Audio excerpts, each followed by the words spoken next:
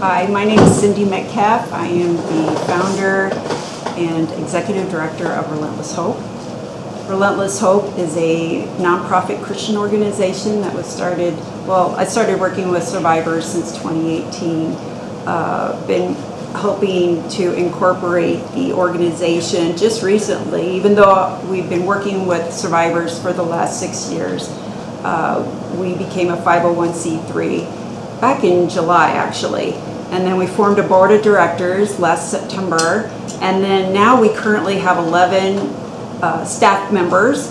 There's 4 victim advocates, 4 admins, and 3 investigators. And I'll be telling you more about that later on.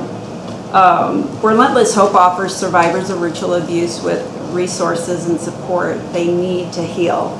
In addition, we work with lawyers and counselors, other partnering agencies to provide them the services they need, such as shelter, clothing, food, and other basic necessities.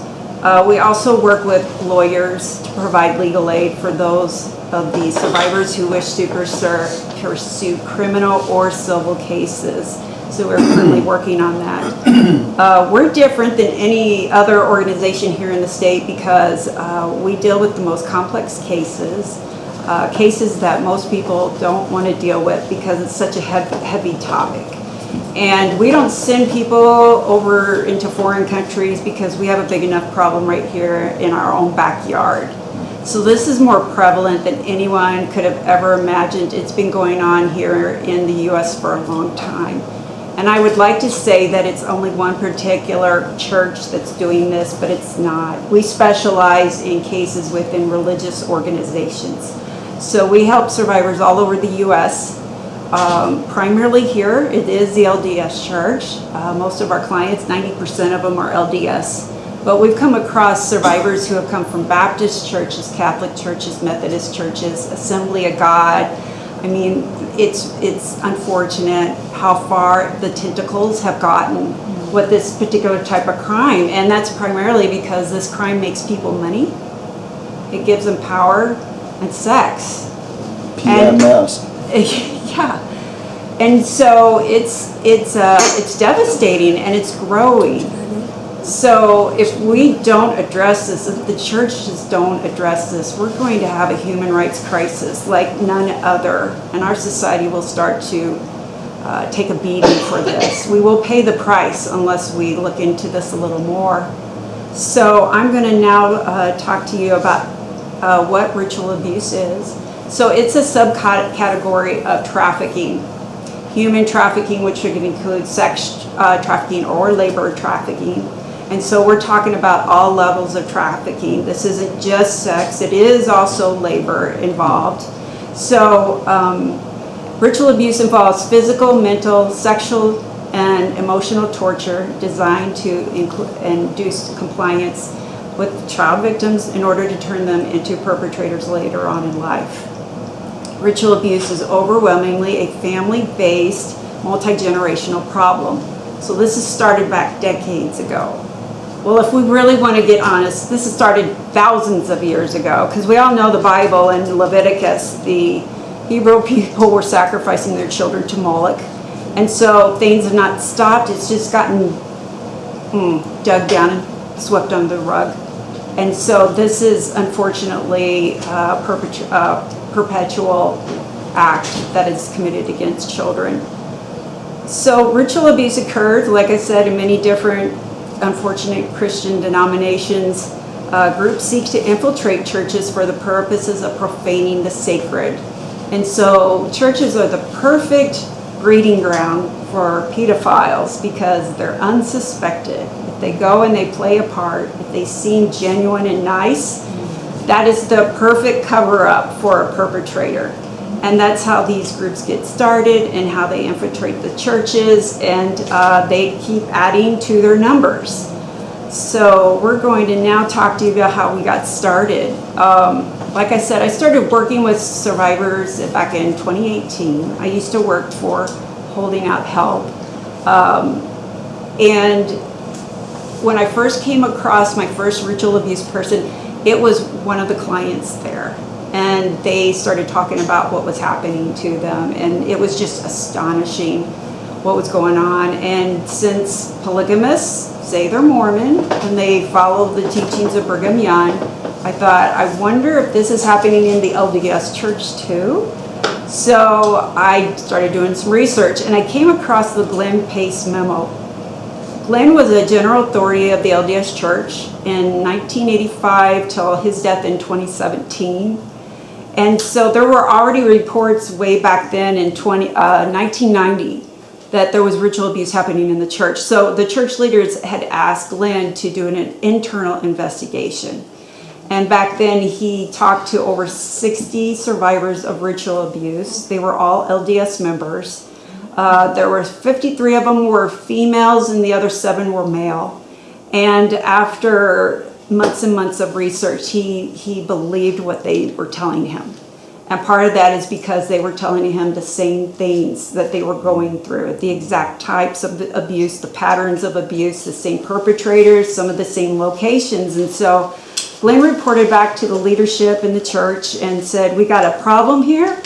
And so the church leaders decided, okay, let's investigate. So they went to Norman Bangerter, who was the governor at the time, and asked him to set aside some money to do basically an investigation. It lasted 2.5 years, and then they just dropped it, saying there was just no evidence to be cited, and that there was no proof of abuse was happening, and not one person was prosecuted after talking to 60 survivors and a 2.5-year case. And I thought, something ain't right here. I'm just being really honest with you. And so I continued my research. So I'm going to share some statistics with you that help prove our theory that this is more ingrained in specifically Utah than we ever suspected. So Utah had the 9th highest age-adjusted suicide rate in the country in 2020 for teenagers. So our tiny little state of only 3 million beat out all the other big states for suicide rates. And I'm like, what's going on here? And so I want to share with you a chart. I'm going to turn this around so you can see it. This is the teen suicide rate in Utah. This was put together by the Utah Department of Health. And so as you can see, the red line are the suicide rate for males overall is the red. But as you can see here, the blue, this is Utah males overall.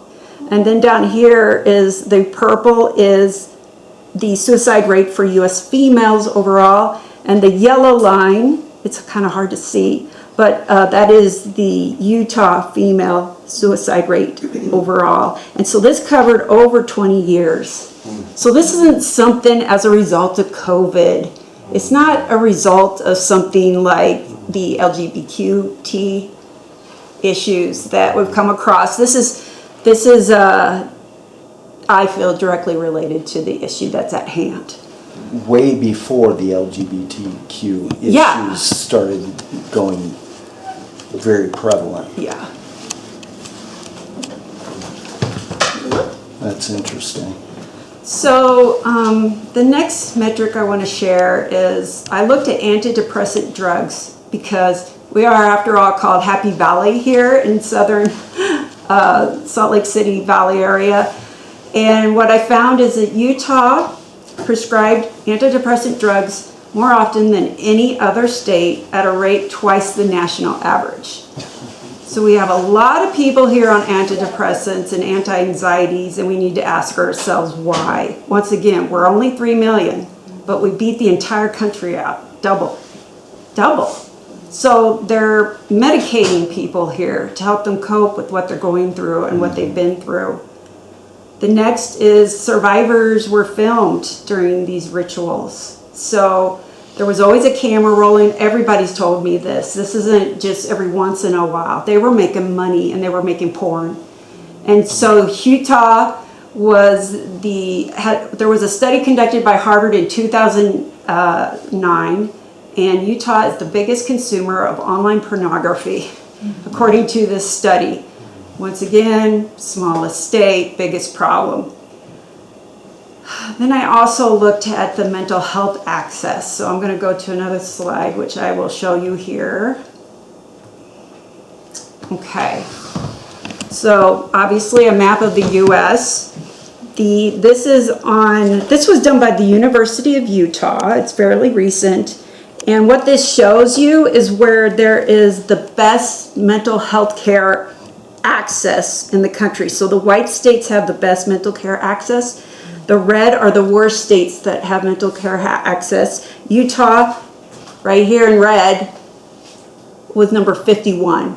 Oh my goodness. So this is also including Guam and Puerto Rico and the other territories, but we're number 51. Yet the other issue I found is that we're the 16th most wealthiest state in the nation. So if we've got so much money, why aren't people getting the help they need? Why isn't there enough to help with these survivors? So that, with everything else, I was like, yeah, there's an issue here. We got to take care of it. The last thing I wanted to say is, according to the National Center for Victims of Crime, approximately 1 in 5 girls, 1 in 5, and 1 in 20 boys will be sexually abused before 17. So, yeah, we're failing our young people. And we need to stand up and take notice. So I'm going to talk about ritual abuse victimization. I'm not going to be graphic. I'm just going to be very basic to tell you what this is all about. So victims are used for both sex and labor. The abuse is usually excessive. That includes physical, mental, emotional, and spiritual torture. The victims are usually drugged, and that's to keep them quiet and compliant. The abuse is used to maintain control over the victim. The abuse starts at birth, typically ends at the age 18, but can continue well into adulthood if the cycle of abuse isn't broken. So we also have adults walking around with this kind of abuse actively happening to them even in their 20s. And I'll explain why later, how that works and how it happens. Victims are told if they tell anybody what happened to them, they will be killed, or their family members will be killed, siblings, anything that's important to them. If you say anything, we're going to kill your precious pet, and they do that on a regular basis. Recollection of memories doesn't usually present until age 30 or later. So these kids are not talking because they've been drugged. They've been told they've been killed, and they're scared. They're little kids. They can't fend for themselves. So usually when they're adults, you would think, oh, they're going to come out and go to the police now. Well, that's not the case, because they've got dissociative identity disorder going on. They have deep mental trauma going on, and I'll talk about that later too. But it takes the brain a significant period of time to actually calm down before you can start remembering what happened to you. And then to have the bravery to come out and actually talk about it, because these survivors, they're not believed, they're told they're crazy, they dreamt it up, and so they got a lot against them. And then in addition to that, their parents are involved in the abuse. So who are they going to go to for help? Their siblings are involved in the abuse as well. So that's why it takes so long. By then, the statutes of limitations have run out. In Utah, there's only a 4-year statute of limitation. So what Utah is basically saying is that the survivor has to come out of the cult, they have to heal, be mentally intact, they have to be brave enough to go in front of their perpetrator and testify, all in 4 years, right? That is never going to happen. Never. So I have some legislation reforms that we need to consider going forward to expand that the statutes of limitations. So the last thing is, okay, yeah, I've already discussed that. Utah expects survivors to recall, heal, and testify all within 4 years. Not going to happen. So the aftermath of this type of abuse. So I'm going to try to explain an example of one of these rituals without being too graphic. Children like I said, they're started young because they're more impressionable at young age. They're also more trainable at a young age.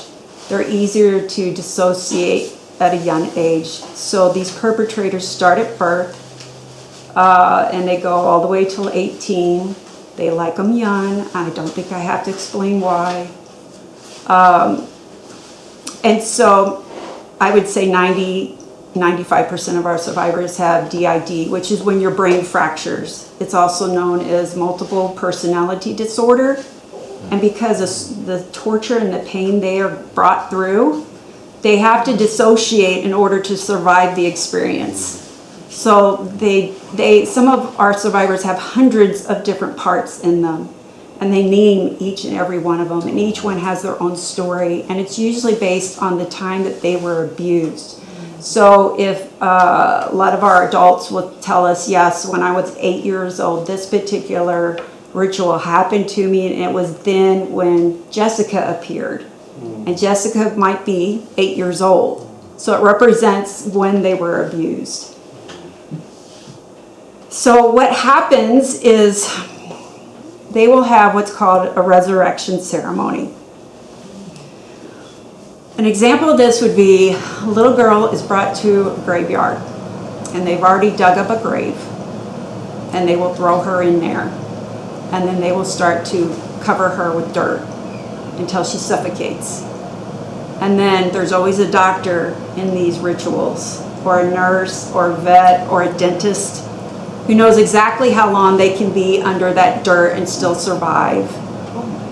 During that time, they usually have a near-death experience or out-of-body experience. And so the child comes out of their body and they're watching themselves. And then, it's tough. They revive them, and then they will dig them back up and send them on their way, like nothing happened. And this is common. So some of the aftermath, they'll experience nightmares, flashbacks, insomnia, dissociative identity disorder, PTSD, depression, anxiety, shame. Some are misdiagnosed with bipolar or schizophrenia, when really the issue is the DID that they need help with. And so a lot of them don't get the diagnosis they need to get the help they need because they've been told, you're schizophrenic, when that's not the case at all. Physical problems include bowel issues, chronic defecation, sexual dysfunction, UTIs, STDs, scars, broken bones, goes on and on. Young females have unintended pregnancies that end in abortion during ceremonies. So, usually what happens is they're put on a table and the deed's done in front of a host of people that are there watching and witnessing. So they grow up. They have the inability to function. They have vast mental problems, and so they can't keep jobs, they can't finish school, and this results in chronic poverty and a reliance on government aid. So this is costing society. This isn't, just for the perps, it's costing us too, and we don't even realize it. Relationships are challenging. 99% of my survivors have been divorced at least once because they just can't keep it together to keep those relationships going. They're isolated and ostracized, and that's exactly what the perps want. They want them to remain isolated because there are high rates of suicide, as we saw. They also have an extensive drug and alcohol abuse. So the next thing I'm going to discuss is the role of sodomy, and again, I'm going to try to be very basic with this. Sodomy, of course, or penetration of the orifice, as you can imagine, with another person or an object. They do this primarily in the rituals because children who are sodomized, it has a key role in the ritual abuse. Sodomy steals the child's innocence. Sodomy Satan actually is giving them power for sodomizing the child. It's easier to manipulate and program the child. I'll talk about that a little later on. But sodomy affects the brain. So when God talks about sodomy in the Bible and it says, you shouldn't be doing that kind of stuff, he does it for good reason, because it actually causes trauma and brain damage. So I looked a little more into scientific journals to support this, and I found a great article in Industrial Psychiatry Journal in 2017, and a direct quote: "The colon and rectum are innervated by two distinct spinal pathways, the lumbar and the sacral pelvic nerves. The study found that childhood sexual trauma is associated with negative changes in the structure and the volume of the brain, including the prefrontal cortex." So I'm going to show you some slides. On this side is a healthy 8-year-old boy's brain. You can see it's got healthy red brain activity up here in the front, and the temporal lobes are intact. Here is an 8-year-old boy who was severely abused from birth. And as you can see, the red areas are diminished and his temporal lobes are no longer intact. This particular boy will have cognitive and emotional problems for the rest of his life because of what happened in just the first 8 years.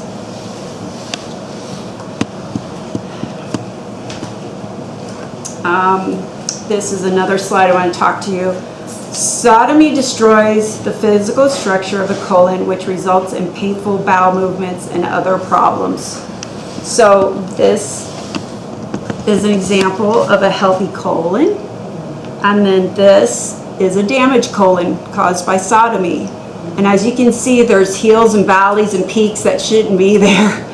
And then it's also stretched out. And so these kids have problems with bowel movements, spontaneous defecation, like during school, because they can't hold it in. They've been stretched out so much. And so what this is called, the medical term for it is called floppy colon. Sometimes they call it redundant colon, but you can't. A child will complain, of course, tummy aches, bowel issues, and all that kind of thing. But unless you do a full scope exam or an X-ray, you're not going to catch this.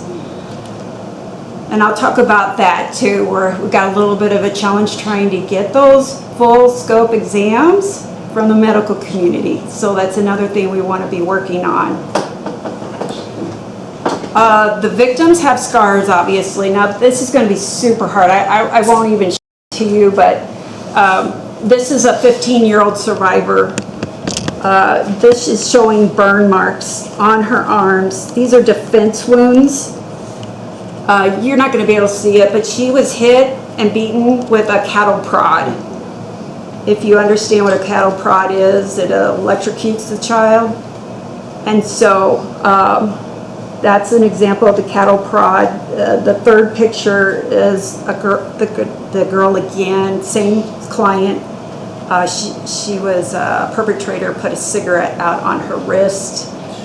And of course they have brandings and scars. These children are branded to show ownership. That's what that perpetrator has done. He's basically saying, this is my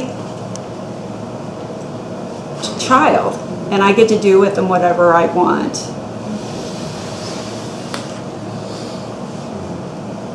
So ritual abuse outcomes, the vast majority of perpetrators are not caught. This is done in secret. That's why you never hear about it.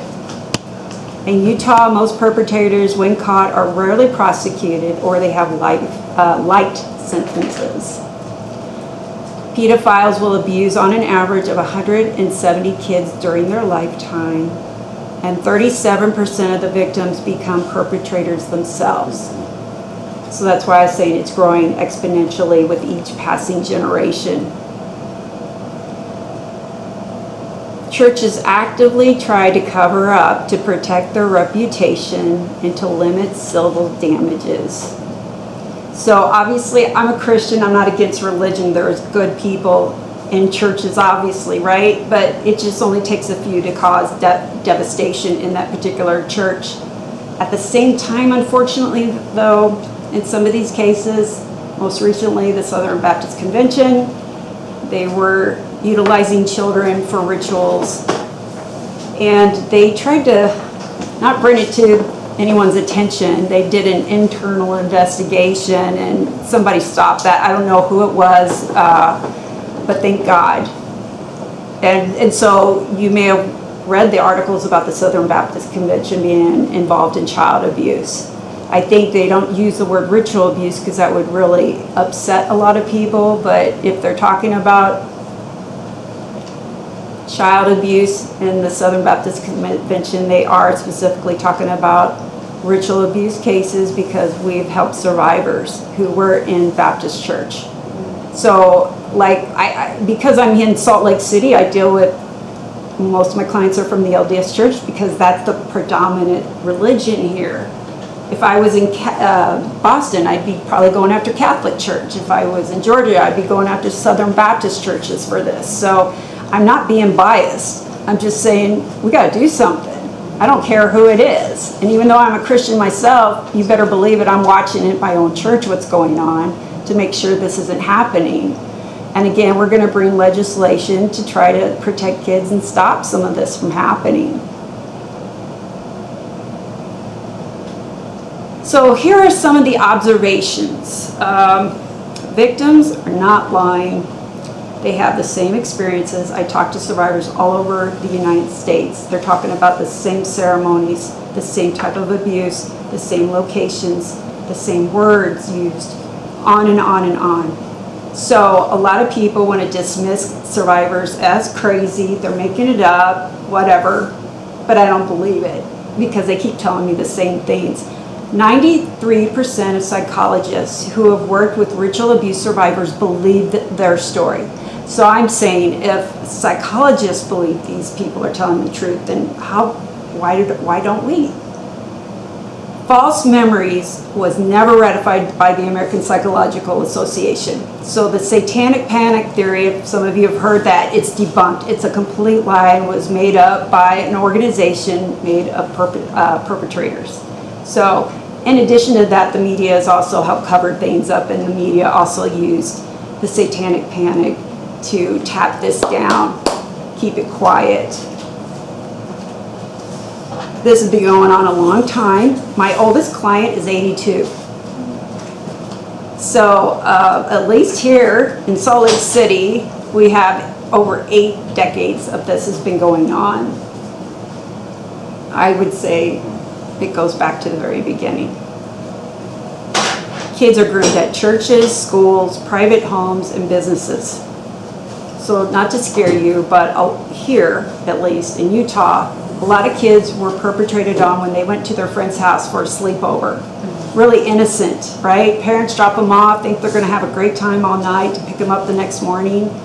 Well, what was happening is the person hosting that party drugged each one of those kids, and then they perped on them while they were asleep or passed out. In Utah, the perpetrators are usually white, clean-cut men in elite positions. Police are involved, politicians, judges, lawyers, celebrities. And since police are implicated in this, we don't know who to trust. So that's why our organization was formed, because we're just regular citizens, and we just care about kids and keeping them protected. And so we're like one of the first ones to start an organization of this caliber. So we're pretty proud of what we've been able to accomplish over the past 6 years. We're hoping to grow that to help more people and to bring awareness and education. So why do survivors not speak? I get so many people asking me, if this was really going on here, then we'd be hearing it all over the news. Or we'd be hearing about cases and all that kind of stuff. And I'm like, no, here's the reason why. Survivors have been threatened with every inch of their life by their perps, by their family members, by law enforcement, and by church leaders. Second, the media has a blackout on this topic. Politicians are involved, police are involved. The public doesn't want to hear it because it's too hard. It's a very dark topic. And the media outlets are owned by the perps. So that makes it also very convenient. I'm not saying all media outlets, but you can probably guess who those might be. Number 3, it's too hard for the survivor to repeat their story. Telling their story can re-trigger them and dissociate them. So that's hard. They're afraid they won't be believed. They are victim blamed and shamed. And then the 4th thing is a lack of evidence, but that's changing. There's actually a lot more evidence out there than people can imagine. So we want to try to change some things in Utah through legislation to help reduce the risk of this type of abuse and all child abuse, not just ritual abuse, but molestation at home with people and the whole gamut. So one of the first things we want to do is eliminate the priest penitent privilege law. And so there are 33 states in the U.S. that currently have this law. I think every one of them should be wiped out. The law, that is. Because this is covering perpetrators. So the priest penitent privilege, I always have trouble saying that, but that's a rule of evidence that recognizes that certain communication within churches is considered privileged and confidential. So say for example, a priest goes into confession with one of their members who happens to be a perpetrator. He comes in and he confesses because he wants that guilt out. He says, I raped a child. I was molesting a child. That priest can't report on him, can't go to the police. He can't even testify against him in the court of law. So that ties the priest's hands. But a lot of churches have been hiding behind that rule and dropped a lot of cases as a result, because they couldn't go after the perp because of that confidentiality. And there is absolutely no reason we should still have this law in place. So we, the people, have to go and vote. We have to bug our senators and legislators about this. The second is to remove all statutes of limitations on child sex crimes. And so they attempted to do this, in February we went to the Capitol to speak on House Bill 196. That was going to remove the statutes of limitations so that our survivors have enough time to heal and gather their evidence and get their story together so that they could go after their perpetrators. Like I said, the statutes of limitations right now is only 4 years.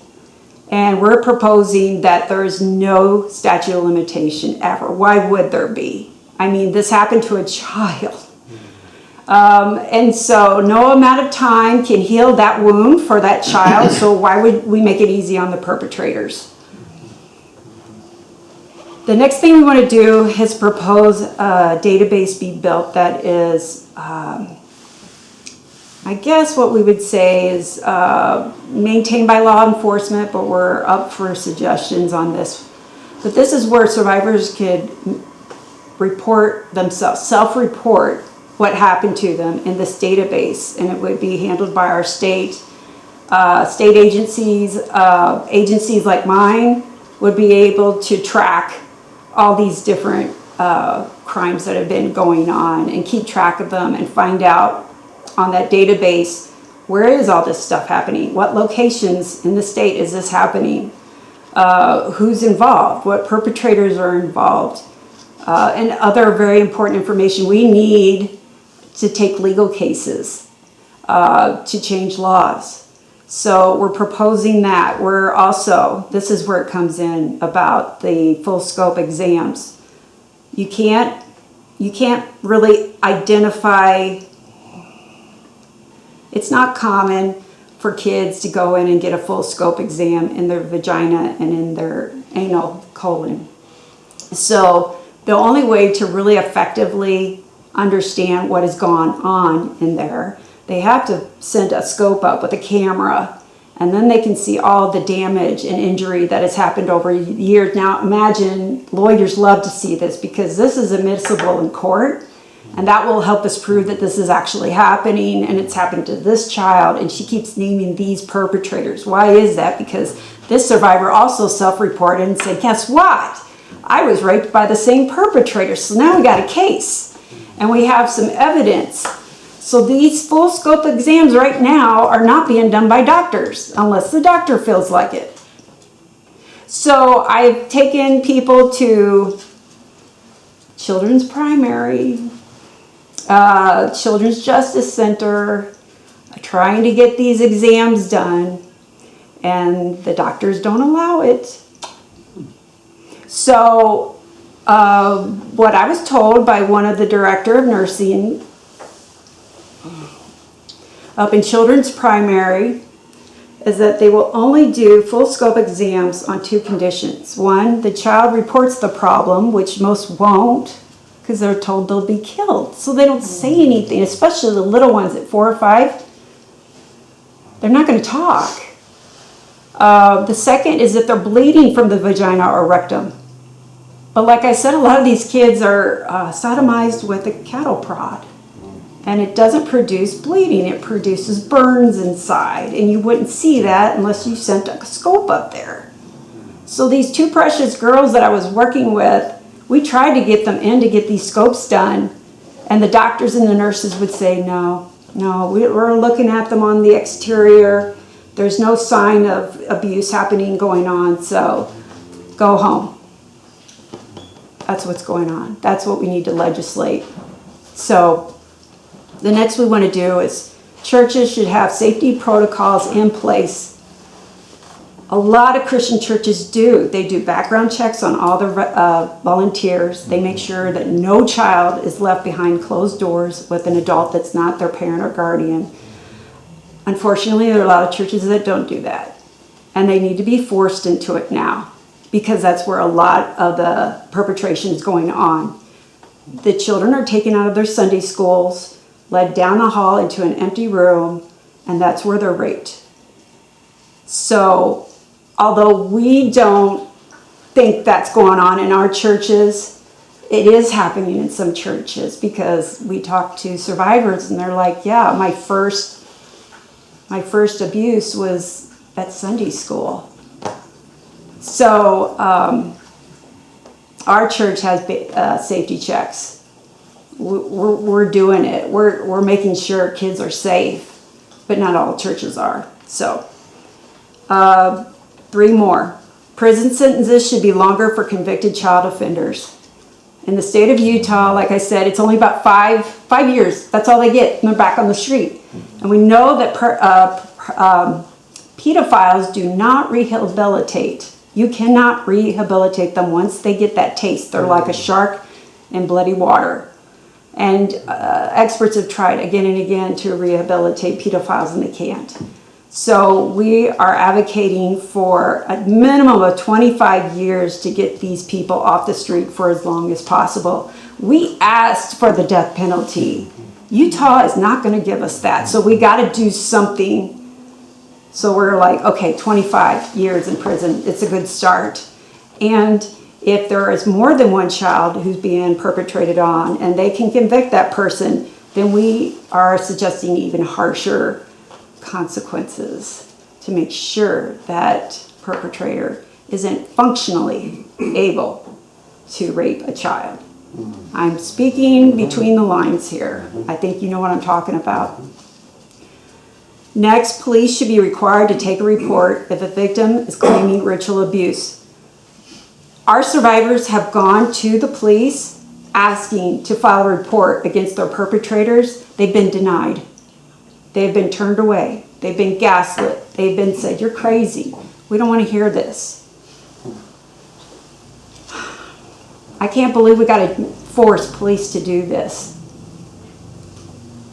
So we want to write a new law that makes it a requirement. In addition to that, there are reparations for victims, but they won't get those reparations unless they file a police report. Well, if they can't file a police report because the police aren't taking it, then they're not going to get reparations that they need. They're not getting the medical care. They're not getting the counseling that they need to help them. So this is a huge problem. And then last, we are also advocating for education in schools and churches about sexual signs of abuse. So the teachers understand that child, definitely something's not right. We need to help that child. And we also want to train police on how to recognize ritual abuse victims and how to help them out. So those are pretty hefty laws. We are working with legislators to try to get these passed. It's going to take years, but we really need the public to also help us by contacting their senator. All it takes is a quick email. Hey, Senator, hey, Representative, can you please support this bill? And really, I went to a pancake breakfast with 7 representatives of Utah about a month and a half ago, right before House Bill 196 went up to Capitol Hill to be heard. And it was amazing. We just only had like 7 people there, and we made such an impact on these guys. And really, that's all it takes. So we went home then, we started emailing them and calling them and saying, please pass this bill. And that bill ended up passing the House at the last count unanimously, 100%, because we were on them saying, we're watching you, we're expecting this, so get it through. Unfortunately, the bill got killed because the sponsoring legislator didn't make sure the budget was together for this bill. So we're going to try it again, and I'm just asking for your support when that does come up. It'll be up in the newspapers. You'll hear about HB 196. It's going to be renumbered to another House bill, but it'll go up again. If not this next election, it will be for the next session, which is usually February of this last year is when we went up there. So that is what we deal with. We need help, so I'm not going to be bashful about this. We do have a donation button. I don't want you to cheat your church out of their tithes. I want you to consider a donation. It's a gift if you can consider that, because the exams cost a lot of money, and our survivors just don't have 2 pennies to rub together, and it's not covered by insurance and in many cases. So that's one of the issues. The other thing is we need boots on the ground. So we need investigative researchers, to be quite honest. I'm working with lawyers, like I said, but we're also gathering evidence. We already have a small team of researchers, but we would love, especially retired people, we love to come help us. All you can do, you can be a warrior, just like us. A voyeur? A warrior, just like us. All you have to do is sit behind your computer, and we'll give you a case to start working on, and you find everything you can find. We give you the tools, we give you the training, and you can be CSI. I mean, seriously, that's what we need help with. So please consider that. We also need advocates. That requires more training, though, because they have face-to-face with the survivors, and you have to have a tough gut to handle what survivors will be telling you. We also need just general admin, office staff support, just a couple hours a week. We don't ask for a lot, but every bit helps, because this is bigger and growing, and we're getting more and more cases. We have interviewed over 200 survivors of ritual abuse. Just my little organization, that's more than the Utah County Sheriff's Office. So our little team, with the help of God, is getting some stuff done, and God's given us the grace and opening doors. It's amazing what God has been doing, bringing people to us that want to help and support. The lawyers that are going to take this on, I mean, brave men, because they're putting their careers on the line to take on these kind of cases, because they're very unpopular. So, and the last thing is, we covet your prayers. Please pray for us. Please pray. We get demonic attacks all the time, and so we need prayer. Our survivors need prayer. Some of them are hanging on by a thread. So yeah, if you're interested in helping in any way, just get in touch with me, and I'll tell you how you can help out. So thank you for allowing me to speak on this topic. Can we have some questions? Yes. Your website was mentioned in the announcement. What can be done through the website Well, that's useful? Oh, useful. Okay, so Useful to you. I didn't set up my.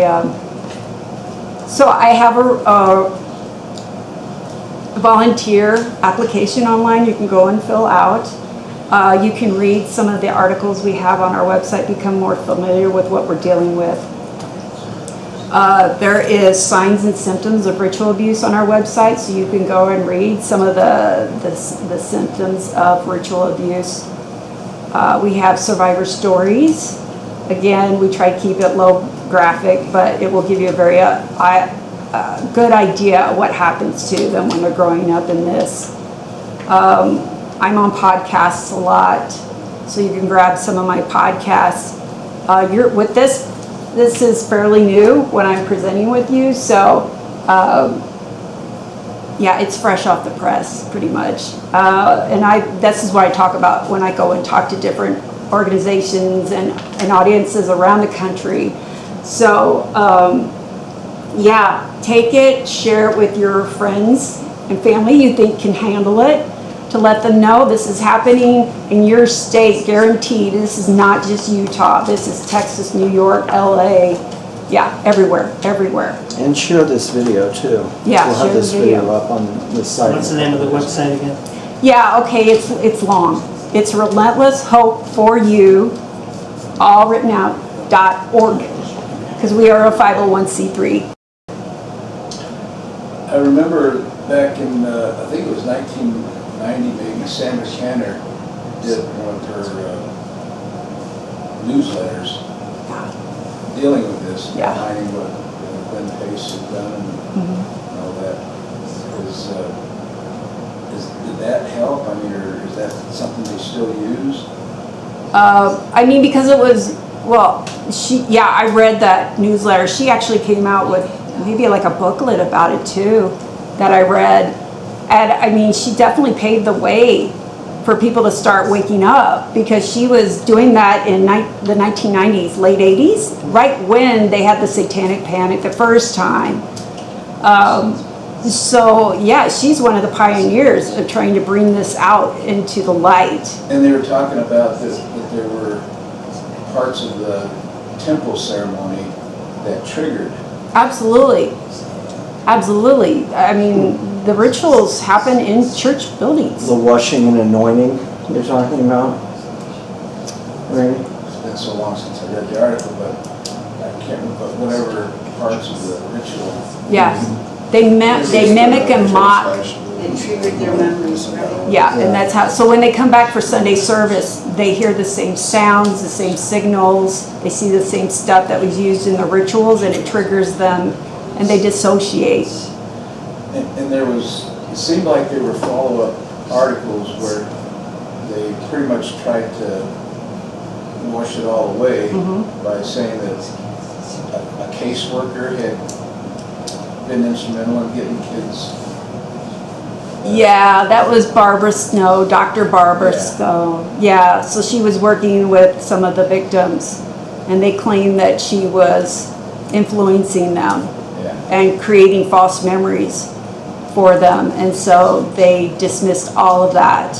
I've met Barbara Snow. She's a wonderful person, and she pulled me to the side and said, "Cindy, it was real.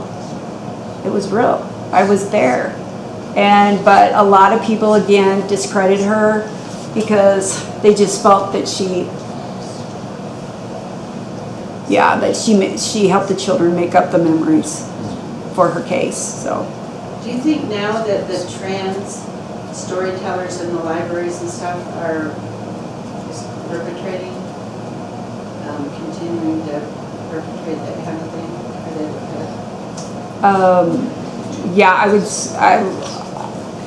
I would say a lot of people are gonna probably not like me saying this, but a lot of these children that have turned trans and LGBTQ were previous abuse victims. I read a study where 87% of all lesbians were abused as children. Wow. So we're getting quite a bit of LGBTQ coming to our organization, and we just love on them, right? We just we don't care what you've done, where you've been, what you do. We're here to validate you and love on you. And then we'll share Jesus with them at some particular time if they're open to that. And we sure do try. So,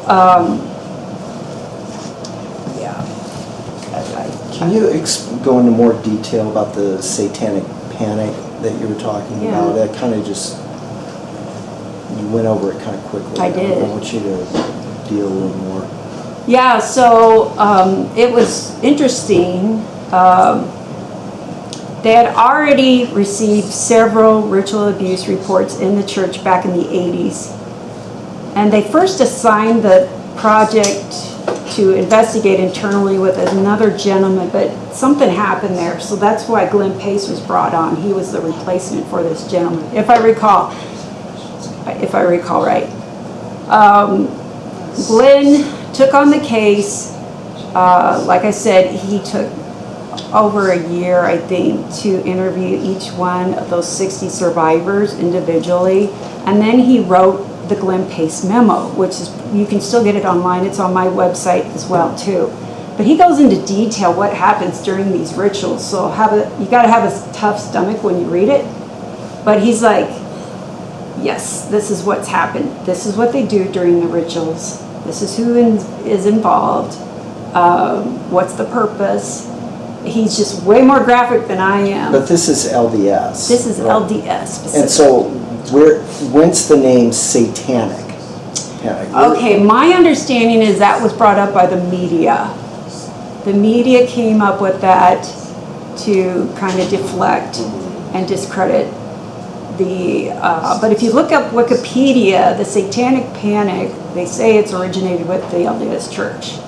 So it seemed to spread after that, but then I also read some other places where, of course, this is happening in other parts of the U.S. So there's also an organization, False Memory Syndrome Foundation, that was created back then at the time. And like I said, that foundation was allegedly full of pedophiles. That's why they started this organization, and they're ones that started this rumor about the satanic panic. I guess I'm just not getting, why do they call it satanic panic? Because rituals are demonic, and they worship Satan. To make fun of it. I'm sorry? To make fun of it, to make light of it. Yeah, to make it seem like, those silly Christians, those silly religious Well, people. then wouldn't it be a Christian panic instead of satanic panic? Yeah, that is a little confusing. I get your point. I'm just Yeah. having a hard time understanding why did they come up with this name? Maybe it's because it was associated with church rituals that weren't bad. I mean, that the church did, rituals. Yeah. And then when they found out about other stuff that was going on, they associated that with satanic rituals. Is that? Where Satan presides over the Mormon temple. Yeah, he's right there. Yeah, yeah. Should I say? They're kind of making, the word satanic panic theory is kind of making fun of the survivors, is essentially what it is. It's making fun of them. And what was the point of the resurrection ceremony? Was that an intimidation ceremony? Was that to Break them. Yeah, Break was that's basically what it was. Yeah, break them. You don't want to To go break- through this again, so Right. you better toe the You line. better shut up, because if you speak Okay. about it, but also to break bonds between parents and children. So they actually, in their ceremonies, they will force an older brother to beat up his little sister. And that's to break those bonds. That forces them to not even trust their own sister or brother.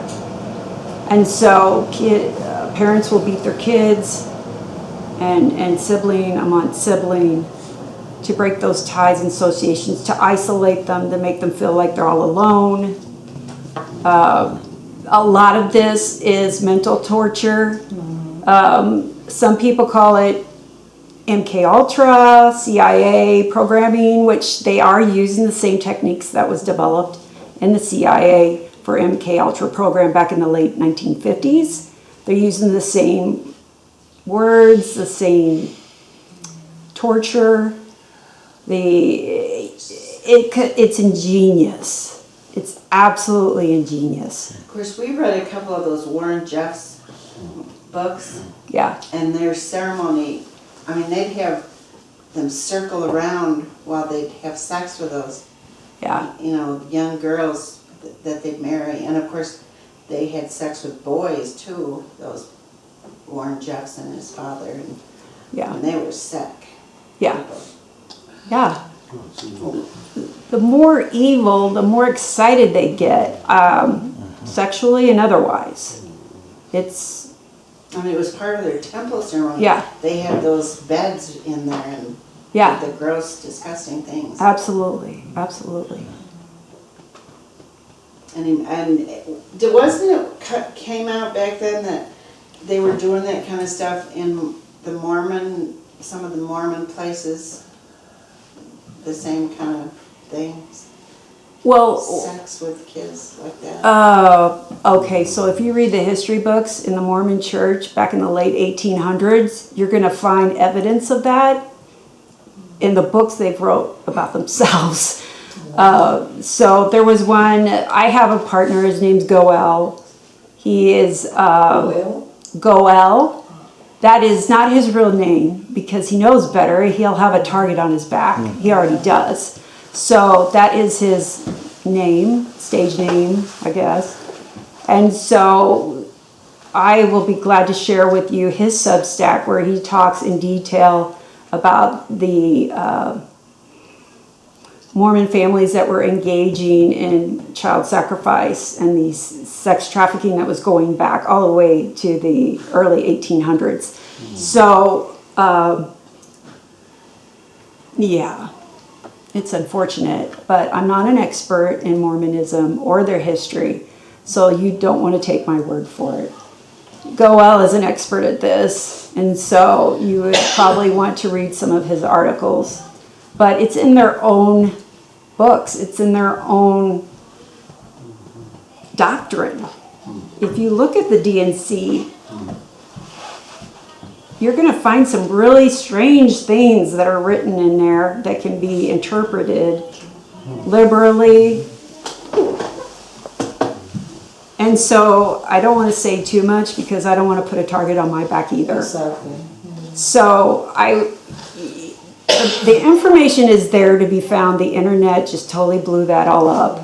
It's hard to hide now about what it was really about. Now, I know there are good LDS people. I have good LDS friends I love. And I don't want them to get hurt. We're doing this because we just want them to see the truth and give them the option to decide if they want to stay in that or not. So we want to give them as much information as possible so they can choose. I mean, isn't that what God did? He gave us a free will. We get to choose. So we want to do the same things for them. The LDS Church is losing a lot of membership.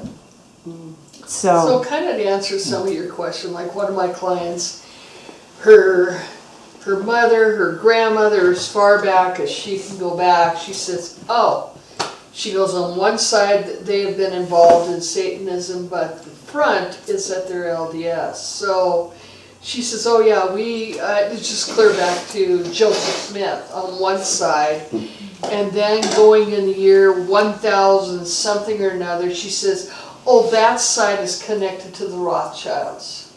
So this type of what's part of what Cindy's talking about, it isn't just like someone did a little research or something, they thought, gosh, I think I might look into Satanism. No, a lot of times it goes back generations, so generation after generation after generation.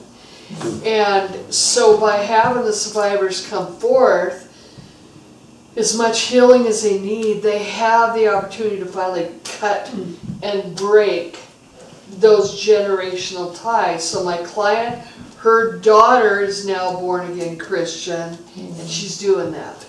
And so that is a hugely gratifying thing to be able to encourage and work with them to see, good, we're going to cut that tie off.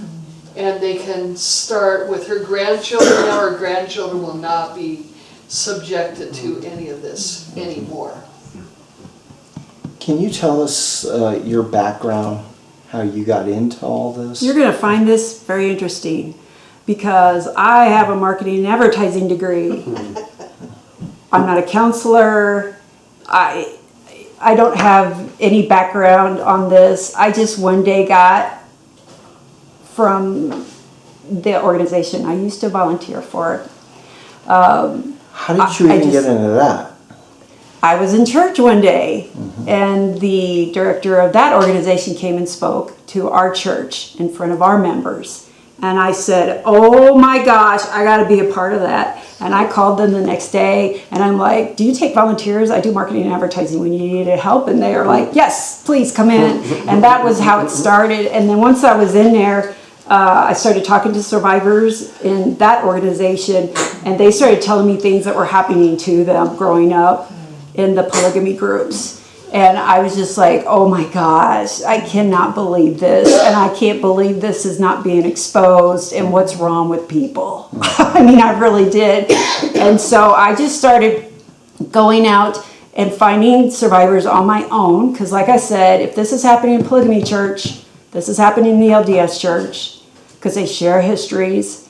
And survivors just, I started learning and meeting more and more and more, and they just kept coming. And I went down into those deep, dark areas of the soul with them as they were describing to me what was happening. And I remember that I almost had a nervous breakdown myself. And I was in so much prayer with God, I had to quit for a while because psychologically I was starting to lose it. And I'm like, if this is what you want for me to do, Lord, then you've got to pull me through this depression, and you've got to give me the grace and strength to do this. And he did. I got back on my feet. I started getting more and more involved. And at some point, I quit the old organization because I said, look, my heart is into helping these survivors. She gave me her blessing and said, yes, please go start your own organization. And so here we are today. But I mean, survivors, they want to be heard. And it's just, all you need is a loving heart and an ear to hear. That is it. All they're looking for at the moment, and there's other things they need obviously, but they just want somebody to hear them and listen to them and validate them and say, I see you, we hear you, we believe you. That's been the number one feedback I've gotten from survivors. And of course we do much more than that, and then after that I was hooked, because it's like, I can't stop doing this now. Are you crazy? So here we are. Would you say that most people get in touch with you, or do you have to track these people down? They come to us now. I used to be able to go, and friend of friends. Victims know other victims. So I would talk to a victim, and then she would say, I have a sister, I have a cousin, I have a friend who's also been through this. You need to talk to them. So it just mushroomed from there. And now, I mean, people come to us. We get new survivors every week. We assign them to an advocate, and we start working right away. We don't mess around. And we can help them get government resources. We can get them help them with Medicaid and disability, get them shelters, food, clothing, whatever that they need. So it sounds like word of mouth then, right? It is essentially, because we don't know who we can trust in this state, at least. There's so many people that are involved in this that we don't feel safe going to certain legislators, certain police, certain people for help, because we can't trust them. We can't trust them. So we vet all of our volunteers. We vet them, especially the ones on staff. We have forms for them to fill out. We ask them poignant questions because we For our staff, we're specifically hired Christians only. Now, I do have some LDS people that volunteer, but they're not face-to-face with clients. I trust them. They're like, we want to help you out. We want to know the truth. There are so many LDS people that have no idea this is going on. They really don't. And they are looking for truth too. And this gives us an opportunity to share the gospel, right? So we have led survivors to Christ. We have a prayer deliverance team to pray with them. And we need prayer teams as well. So, yeah, that's...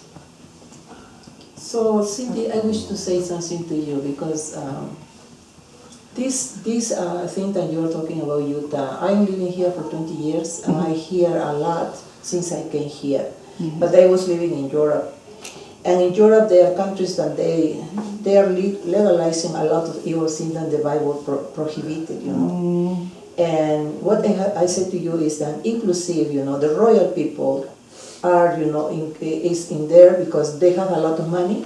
So the money is, you know, like hiding all these evil things that they practice. Yes. And then in your case, for example, when you say that you don't feel safe, I trust you, you know, because you are doing the good for the people to help them. But unfortunately, you are vulnerable for many reasons here because the authorities are not the serious authorities like it has to be.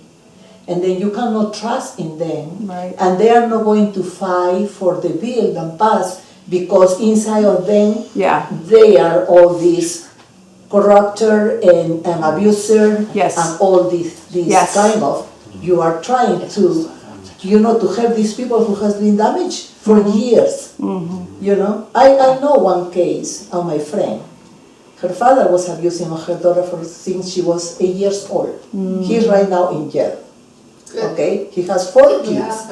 The thing is that he has four kids. She's in her 30s. You know, she's still younger. So he's in jail. And then I said to her, you know, your daughter needs, because she doesn't want to see her father, of course, because he's a monster. And then I said to her, well, she's looking for one psychology Christian, because, you know, the secular, they're going to say, oh, take this drug or whatever, you know. That's not the way that God can heal him. When God made the miracle, He healed him completely. You don't have to take any drugs for anything, absolutely. And then, unfortunately, you know, she has like a recluse because, you know, like has the shame. People ask questions, you know, and she doesn't answer to me the phone. But I wish to help her with some support, like, you know, I guess God is in everything because I am impressed you were sharing with us tonight. And I guess, you know, probably you can help her and her daughter because her daughter really needs some help. Yeah, send her to our website. And the other thing is that she is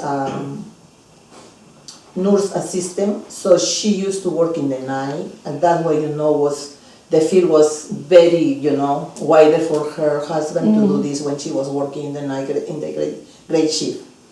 You know, abusing their house and all the things. So to me, you know, it's very, very sad. And what happened to her. And he, like you say, you know, this guy was condemned for 20 years, but because this is the first time, suppose, and he did this, you know, because they never say, oh, I did many times, you know. Rather than only made one time, no. It's not. He do that with her daughter, his daughter, you know. That has to be a lot in his life, but I don't know, really, you know. But, so she say, you know, she say, oh, well, she got divorced. So this month, done 1 year, and she got divorced. Okay. But she was following all, you know, the persecution, all these things that has to be in the court and everything, and they reduced the condemn. So he's going to be 8 years. You know. So to me, like you say, that guy has to be forever in the jail. You know. But unfortunately, it's no. Because behind that, there are other interests. You know, and the interests is great. So in that way, you know, these things in the Bible they talk about that the evil is going to increase, and we can see. the evil. So my opinion is, the parents cannot let the child abandon, because when she goes to work, practically she's leaving the children in, in her, like, well, I got to work, and my children have 4 children. The little one is, the youngest is 18 months old. So it's because she's in her series, have 4 children. And she has to work, because now he's in the jail. Who is going to support her family? Yeah. It's very hard. Yeah. It's no, even, we want to help people, but we cannot do much, unfortunately. Yeah. Just only pray, and God, we have to pray for you and for you, your group of people and helping to you, but that's the reality, unfortunately. Yes. Okay. I'd love to. Lord, thank you for bringing about this beautiful group of Christians who are supporting each other. Lord, thank you for this opportunity to share with them what's going on in our world, what's going on in this state, and what's going on in this city, Lord. Thank you for giving me the opportunity to speak your words through my mouth as your servant, Lord. Lord, I ask for prayer and protection for everyone here, and I ask that they take this word out and they spread it far and wide. Lord, I ask for provision for our organization and blessings for each member that came tonight. Lord, thank you for their bravery. Thank you for giving them a listening ear. Lord, you're our Jehovah Jireh, our Jehovah Rapha, our Jehovah Nisi. You are the everything and all to us, and our organization does not exist without you. So, Lord, thank you once again for this opportunity to share. In Jesus' name, amen. Amen. Thank you. Thank you. Thank you.